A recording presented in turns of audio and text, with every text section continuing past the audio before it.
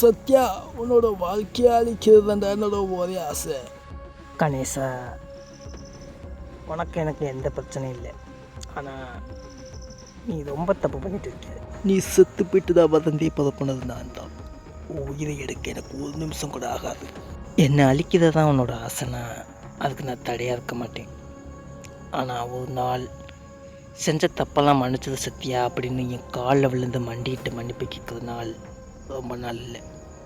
ஞாபகம் வச்சுக்கோ. தப்பு பண்ணுறவன் நல்லவன், பாதிக்கப்பட்டவன் கெட்டவன். முடிவு பண்ணிட்டேன், பாதிக்கப்பட்டவனை திருத்த போகிறேன். சில விஷயங்களை சொன்னால் புரியாது, சொல்ல வேண்டிய விதத்தில் சொன்னால் தான் புரியும்.